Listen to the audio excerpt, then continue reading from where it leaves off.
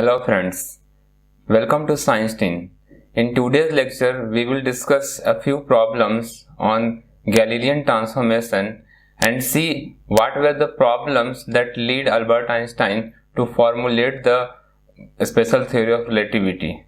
So what were the inconsistencies in Galilean transformation which conflicted with the electromagnetic theory.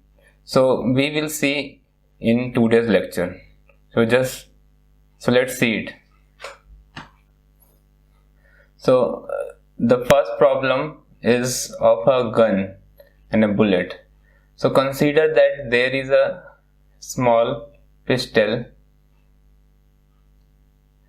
from which a bullet which is residing inside it is fired. As the bullet is fired, it comes out of the barrel with some velocity, and we are just assuming that it is going with a constant velocity. So let the bullet is going with a velocity VB. Velocity of the bullet is just, you can take any value, a considerable value. So let's take it 100 meters per second. It can be less or more. Based on the velocity of the bullet, we can find the velocity of the recoil. This gun will be pushed backward as you press the trigger. The gun will move in backward direction and the bullet in forward direction. So either way, if you know the velocity of the gun, then you can calculate the velocity of the bullet, and if you know the velocity of the bullet, you can calculate the velocity of the bullet. It's a simple problem of conservation of momentum, and which is followed by Galilean transformation. So the initial momentum is 0 because momentum is mass times velocity. So mass of the gun into initial velocity of the gun plus mass of the bullet into initial velocity of the bullet, and this is 0. This is m into 0 plus mass of the bullet into 0 because both are initially at rest. So when you will calculate, the initial momentum will come up to be 0. And when the bullet is fired, the final momentum is mass of the gun into velocity of the gun. We have the data that bullet is going with a velocity of 100 meters per second, and then we are calculating the recoil velocity of the gun. So plus, now you will have to some data also, like take that this gun is of 2 kg mass. I think it can be less, but just take it 2 kg, and this bullet is of 50 grams mass. So this is mass of the bullet into final velocity of the bullet. Now we are putting the values. Mass of the gun is 2 kgs multiplied with recoil velocity of the gun. We have to find this value, so just we keep the symbol. Now mass of the bullet is 50 grams, so 50 upon 1000 converted into kg, and the velocity is in SI unit, so 100 meters per second. So this is the final momentum. Now from conservation of momentum,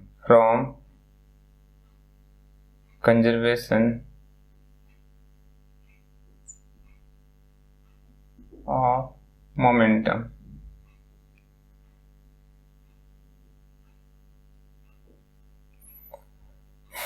we can find the velocity of the gun. So velocity of the gun, from conservation of momentum, the initial momentum should be equal to the final momentum. So we are equating the two things, that is initial momentum is 0 and the final momentum is 2 times v of the gun plus this 0 will be cancelled out and only thing remains is 5. You can take the unit also. This is kg and this is meter per seconds. So this Vg, this 2 Vg equals minus 5 kg meter per second. So Vg comes out to be minus 5 by 2 kg. Here this is 2 kg. So this kg and kg should be cancelled. Just write here 2 kgs. Okay, so this here you should write 2 kgs.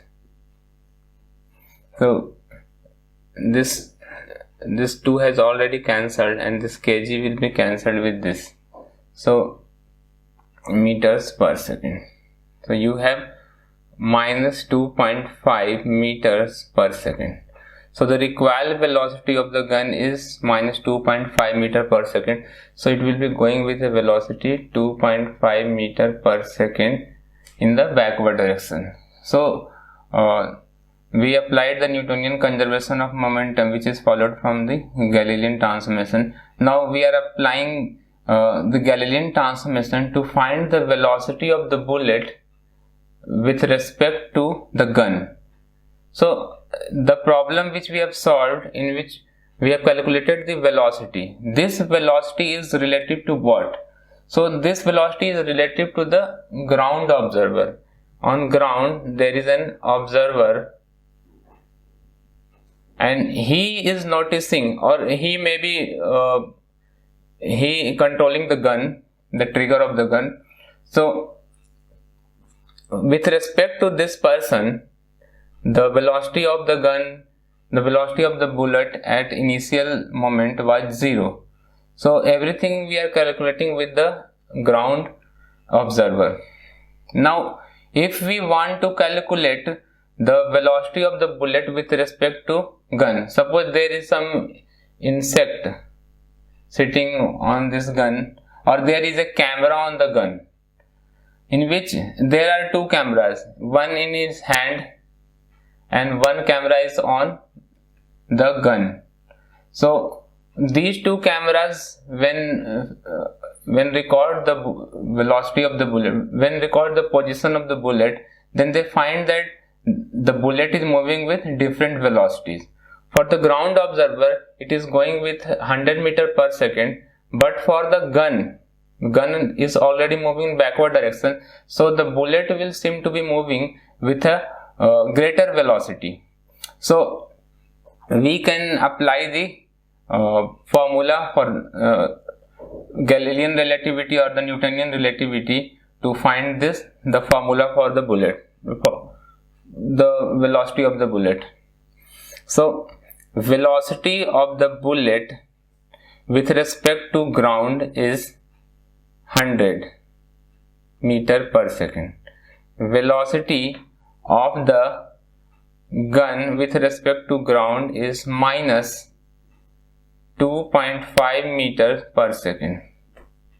So velocity of the bullet with respect to gun will be equal to velocity of the bullet with respect to ground minus velocity of the bullet, velocity of the gun with respect to ground. So we have to subtract this. So this is 100 minus 2.5. So it will be equal to 102.5 meters per second. So for someone sitting on this gun and the gun is moving with a backward velocity, the separation between the bullet and the gun will increase with this velocity. So this is the relative velocity. So this is simply calculated by addition of the velocities in three-dimensional space. So this is Newtonian relativistic addition of velocity, which we are already familiar with. So we will solve one more problem similar to that. So let's see this. So the next problem is of moving electrons in opposite direction. So let's see the problem. So two electrons are ejected in opposite directions from radioactive atoms in a sample of radioactive material at rest in the laboratory. Each electron has a speed of 0.67 times the velocity of light as measured by a laboratory observer. What is the speed of one electron as measured from the other, according to the classical velocity addition theorem? So just now we have discussed the problem regarding the gun and the bullet, and that is called the classical velocity addition, which follows from the Galilean transformation, in which if two bodies are moving towards each other, then the velocities are added, or if two bodies are moving away from each other, then the velocities are also added, because between them the separation is either increasing with more velocity or the separation between them is decreasing with a greater velocity, because both of them are contributing in the displacement. Now when both the bodies are moving in the same direction, then the velocity are subtracted. So in our case, because both are moving away from each other in case of gun and bullet, so we have added the velocities to find the speed of separation between the bullet and the gun. So now we will solve the same problem. So now we will solve the problem for the electron. This problem is given from the book on a special theory of relativity by Robert Resnick. So the two electrons are moving in opposite direction. So in the frame of laboratory,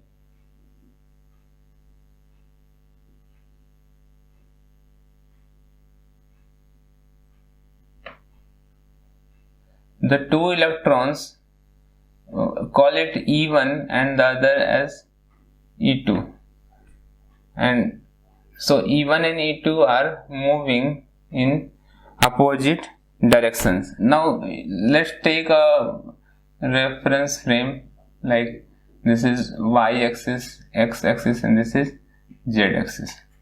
So one electron E2 is moving in this direction with a velocity of 0.67 c, where c equals 3 into 10 to the power 8 meter per second, the velocity of light. And E1 is also moving with respect to the lab L with 0.67 c. So in the similar manner which we calculated last time, so we will find the velocity of the second electron with respect to the first electron. So this will be equal to velocity of the second electron with respect to the lab minus velocity of the first electron with respect to lab. So this velocity is 0.67 c, and this velocity is negative because it is moving in negative x-axis, so it will be negative. So minus of minus 0.67 c, so it will add up and will give you 1.34 C.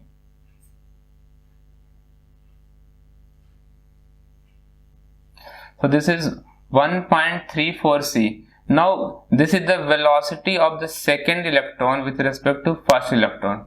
Now this, when you are in Galilean or Newtonian mechanics, then it will not surprise you, but you know that anything cannot move with any reference more than the velocity of light. It is well established law of physics that anything cannot move with a velocity, with a speed greater than the speed of light. But this was not the case earlier than Albert Einstein. This was a postulate by Albert Einstein that nothing can move faster than the velocity of light. We will discuss regarding this in our coming lectures, but for now we have this result or this answer has been calculated using the Galilean transformation, but you know that this is wrong. There is something wrong with this, but what is wrong about this? That means that the velocity addition formula or the Galilean transformation which we are using here is not a good idea in case of these electrons. It works well in the case of the gun and the bullet problem, but as the velocity of the particles increase and it is up to the order of the velocity of light, then we encounter appreciable errors, and this is much appreciable that light this is much greater than the velocity of light. So this is not possible. So we will solve the same problem when we will discuss the theory of relativity. So we will come to this problem again.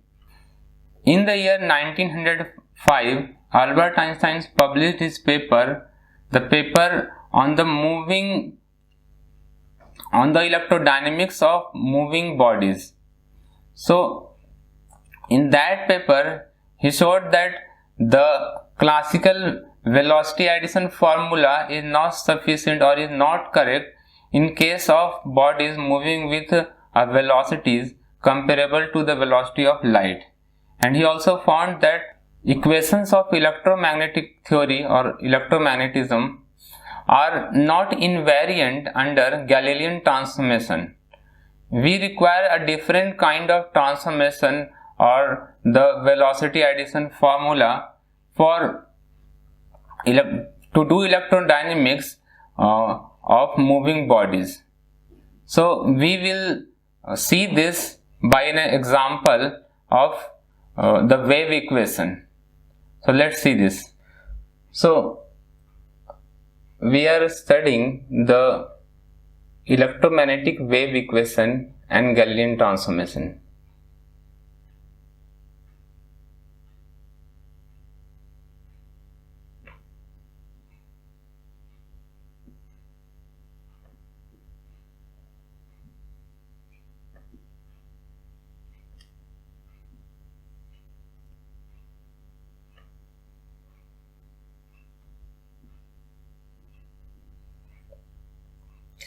So an electromagnetic wave is given by this equation.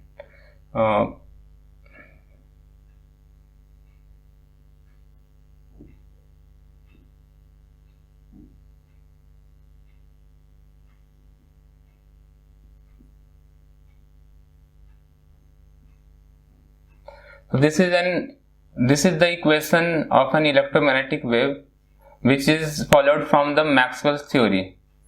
After the Young double slit experiment, it was well established that light has wave character. So if you don't know about the Young double slit experiment, then you can read it anywhere in your book or from the internet. So in young double slit experiment, there were two small holes from which light was passed, and on a screen a pattern was observed, and based on that pattern it was predicted that light doesn't have corpuscular nature, rather it also has wave character. So it was well established that light must be a wave, and if light is a wave, then it must require some medium to propagate from one point to another point in space. As the light of sun reaches from sun to earth, and between earth and sun there is no medium. So how light can travel to earth? And this was explained that there must be some invisible or undetectable medium which fills all the space in the universe, and that medium was called ether. So before Albert Einstein, the idea of ether was well established, and everyone accepted that idea. So before that, it was considered that if light is a wave and it requires a medium, then that medium must be ether, and this ether fills the whole universe, or all the space in the universe is filled by this ether. Now, the special theory of relativity presented by Einstein says that the ether medium should not exist, but this we will discuss in our later lectures, in our coming lectures. For now, we are just focusing on the electromagnetic wave equation. So this is the electromagnetic wave equation. So what Maxwell's idea was that in electromagnetic wave, what is changing is electric and magnetic field, and electric and magnetic field do not require any medium. So in this way, he showed that light doesn't require any medium, because the quantity which is varying or oscillating in an electromagnetic wave is electric field and magnetic field, and these fields, the changing fields, do not require any medium. And in this way he was able to establish that there should not be any ether. So we are expanding this nebula operator, so it's del 2 psi upon del x square. This is a partial derivative of, and phi can be anything like electric field or magnetic field, which is a function of the position and time, because the field is time varying and space varying. This phi is a function of x, y, z and t, or simply r comma t. Phi is a function of r comma t. So this will come out to del 2 phi upon del y square plus del 2 phi upon del z square minus 1 upon c square into del 2 phi upon del t square. Actually, what surprised Maxwell was this product, the epsilon naught from electrostatics and the mu naught from magnetism, when multiplied, it gives you 1 upon c square. So here 1 upon c square has been it should be epsilon naught and mu naught, and this term has been replaced by 1 upon c square, and this gives you the velocity of light. So epsilon naught is the permittivity of free space, and this is permeability of space. Okay. So now on this wave equation we will apply Galilean transformation. So what do you mean by this? It says that there is an electromagnetic wave, like this is an electromagnetic wave. You know that in electromagnetic wave we have electric field. I'm just making a field diagram of a propagating EM wave. So we have electric fields in this direction. It is in XY plane, and the magnetic field is in this plane. So this is Z axis. So electric field is in XY plane and magnetic field is in ZX plane. So these are perpendicular to each other. So electric field is varying in this direction and magnetic field is varying in this way. So this is an electromagnetic wave, and these E and B can be replaced, we are replacing it by phi because they change in the same manner. So an observer which is suppose at rest and he observing an electromagnetic wave, and there is another observer with this is S frame and this is another S prime frame, and this observer is moving in this direction with some velocity. So what he will observe we are doing in this problem. So first we will write the Galilean transformation equations for our case. So for this observer all the x coordinates will be replaced with x prime, and this will be given by x minus vt. Similarly y prime will be given by, as we are assuming that it is moving parallel, so y prime will be given by y and z prime will be given by z. So our next step would be to transform all these terms to the observer with respect to the observer in S prime frame. So every x will be replaced by x prime, similarly y will be replaced by y prime, and similarly for z and t. So we know that t prime equals t. So first we will do a partial derivative. We will use some partial derivative property, like you know that phi is a function of x, y, z and t. So it also must be a function of x prime, y prime, z prime and t prime. So let it be a function of all these primes. We want to find the transformed equation in the moving coordinate system. So if you just differentiate this phi,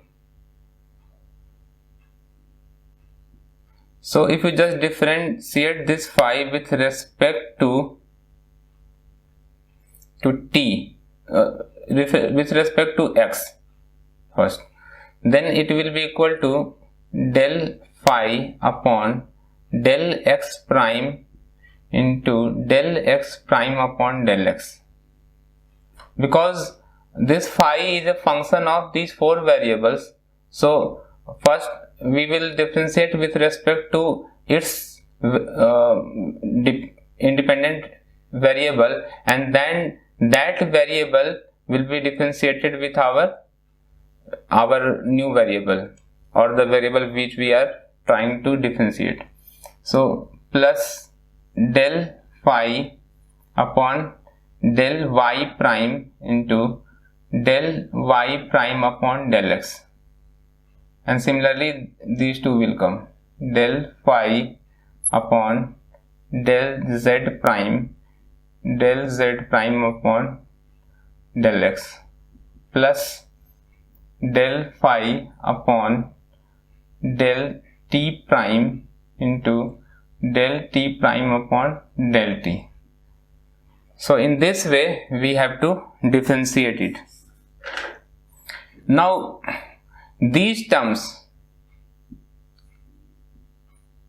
will be calculated from the Galilean transformation, because Galilean transformation tells you how x and x prime are related to each other. So we are just differentiating the first equation with respect to x, and when you differentiate this equation it will give you, so this equation will give you del x prime upon del x equals 1, because this will give you 1 and this is a different variable, so it will become 0.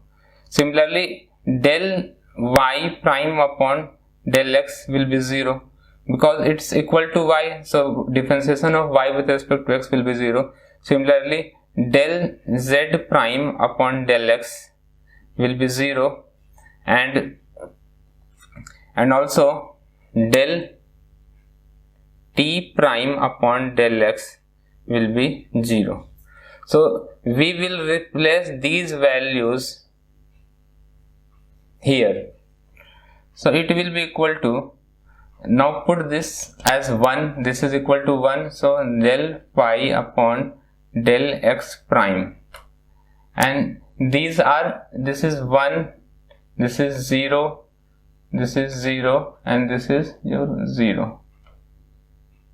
Here this should be del x, not del t.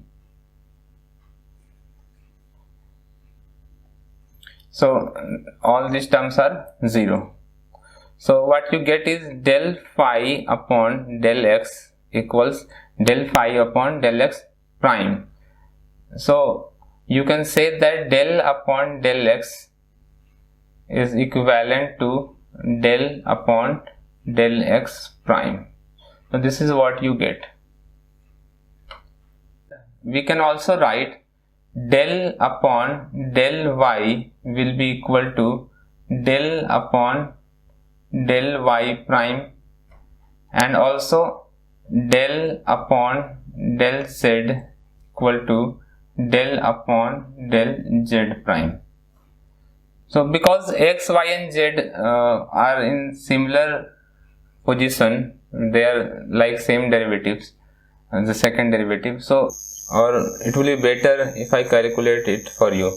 So we have to find del phi upon del y, so it will be equal to del phi upon del, the first variable is x prime, so x prime into del x prime upon del y, plus second term will be del phi upon the second term is y prime, del y prime into del y prime upon del y, plus the third term is del phi upon del z prime into del z prime upon del y. The next is del phi upon del t prime into del t prime upon del y.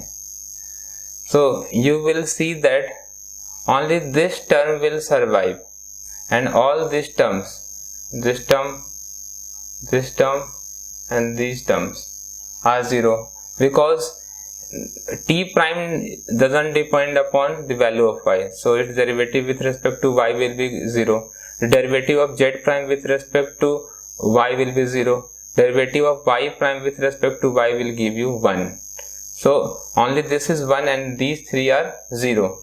So it will give you del phi, only this term equals 1, this equals to 1, this is 0, 0 and this is also 0.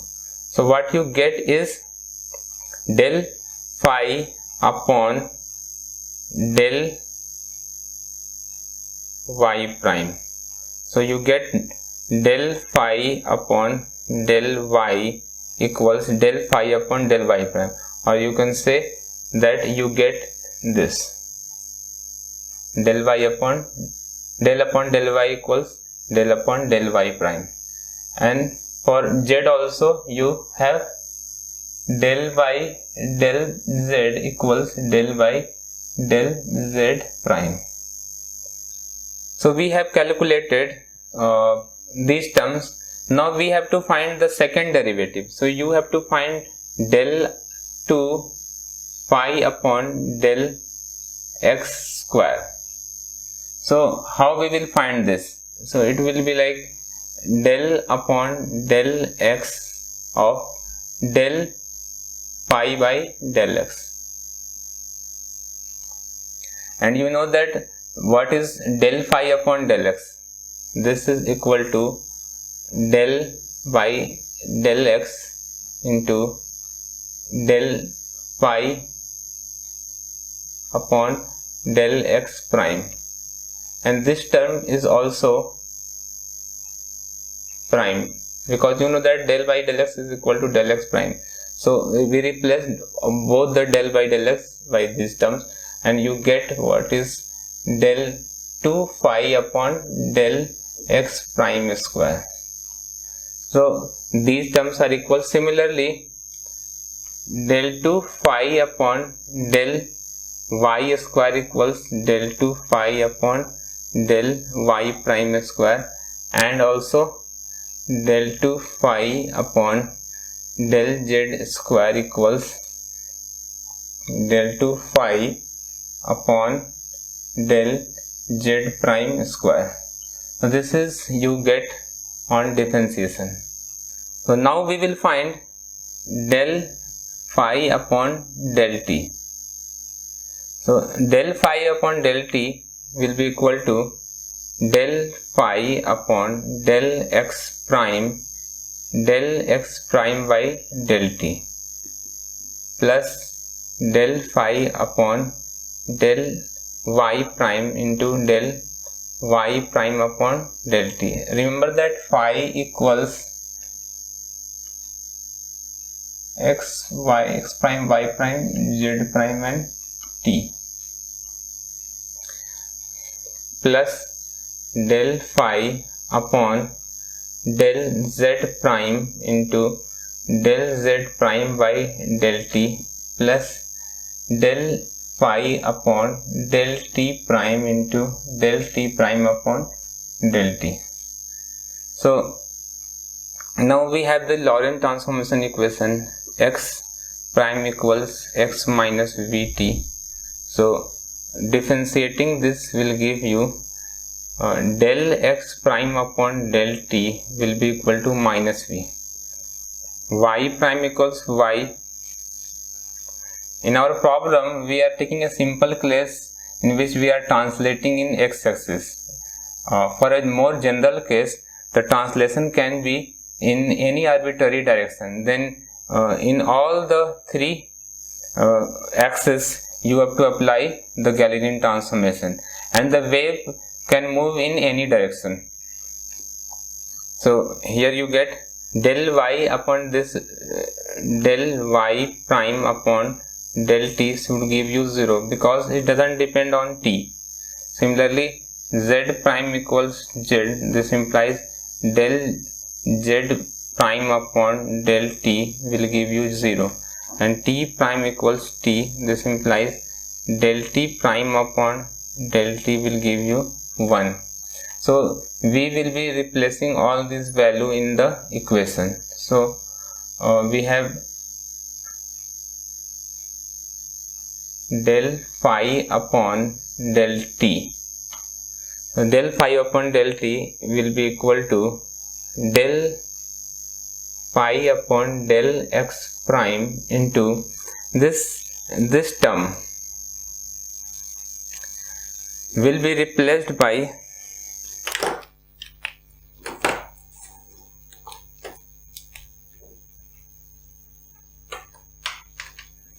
these terms will be replaced with these terms. So del phi upon del x prime equals del phi upon del x prime into del x prime upon del t. So del x prime upon del t is minus v, okay, plus del z upon del t is 0. So this term goes away. This term is 0. This term is also 0, and this term equals 1. So we have this del phi upon del t prime into 1. So this is what you have.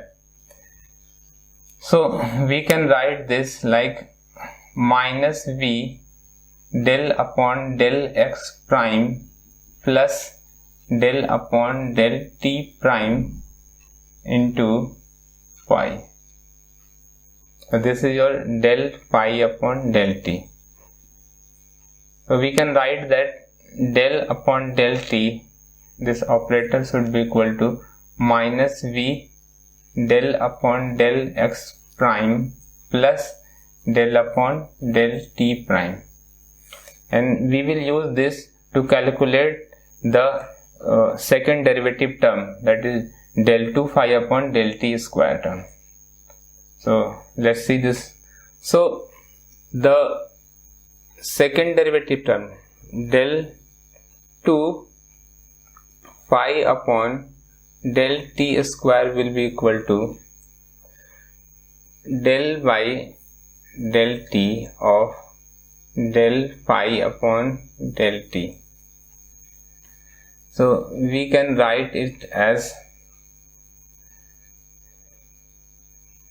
minus v del upon del x prime plus del by del t prime into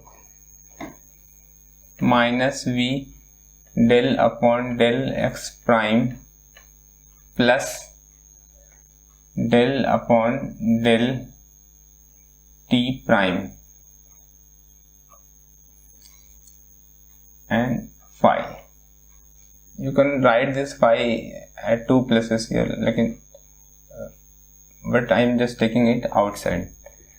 So when you multiply it, you will get 4 terms.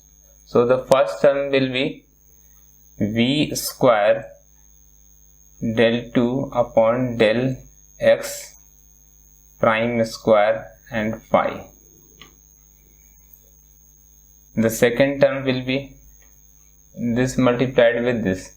So I am just multiplying in a sequence, so it not be negative, it should be a negative term. So minus v into del upon del x prime into, or you can write it like this, del t prime.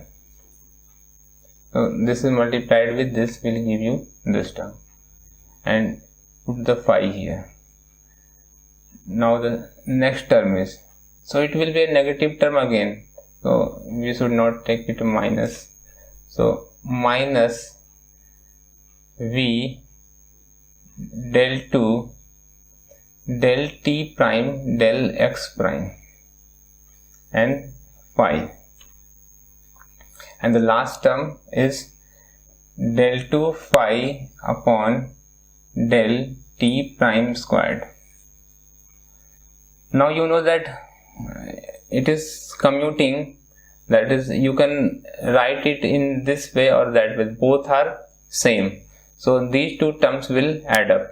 So del 2 pi upon del t square becomes v square del 2 phi upon del x prime square minus 2v del 2 phi upon del x prime del t prime minus plus del 2 phi upon del t prime square.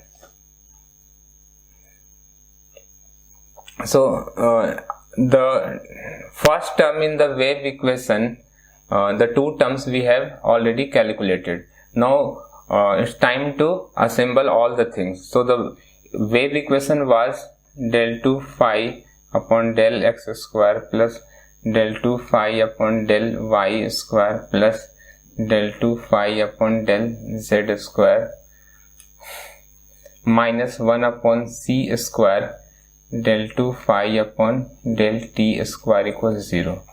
Now we will put all the terms. We have calculated these terms and we have calculated this term here.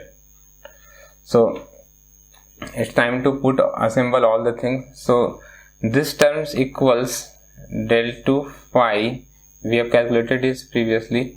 So this is del x prime square plus del 2 phi upon del y prime square plus del 2 phi upon del z prime square minus 1 upon c square, and we have to put all this here. So v square del 2 phi upon del x prime squared minus 2v del 2 phi upon del x prime del t prime plus del 2 phi upon del t prime squared, and this must be 0. So now we will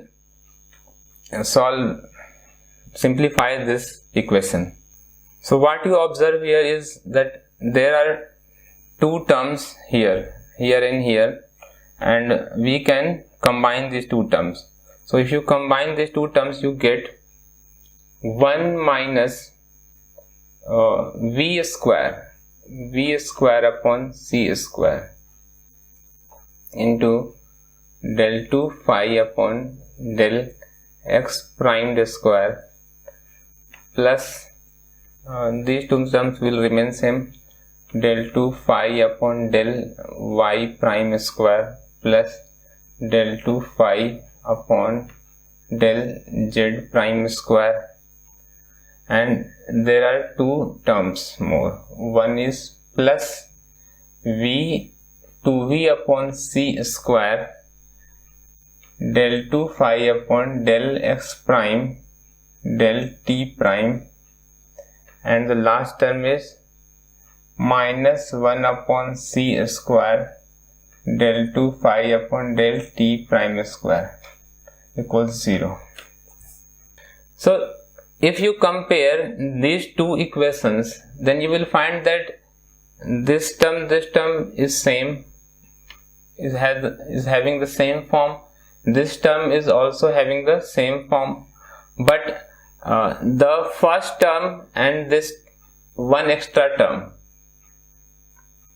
is not in the previous equation. So for the two observers, one at rest and the other observer who is moving, so for an electromagnetic wave,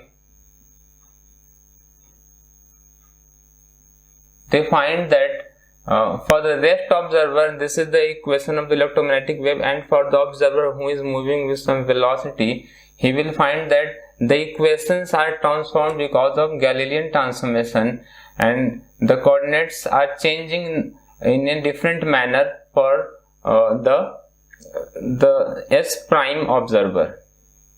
And when he transforms the equation in his changing frame, in his changing coordinates, then he observed that this equation doesn't remain same, or it's not retain its form. You find new terms like cross terms of x prime and t prime, which is not here.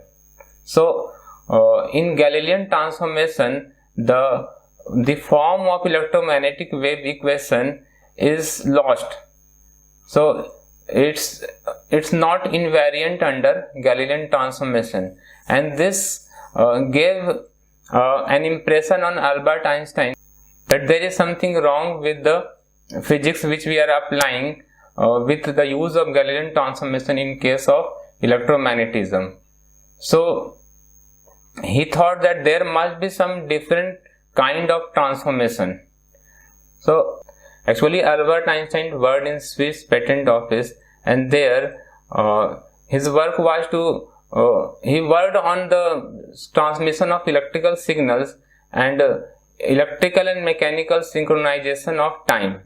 So he always started to think he had some thought experiments, and based on those thought experiments he arrived on a conclusion that the electromagnetic wave or the theories, Maxwellian theory of electromagnetism, doesn't remain invariant in the Galilean transmission. So we need some different kind of rules or transmission rules, and we need some different kind of relation or the conceptualization of space and time, and we need some different kind of relation between space and time, so that the transmission rule should conserve or remains the electromagnetic equation invariant in those transformations. So we needed a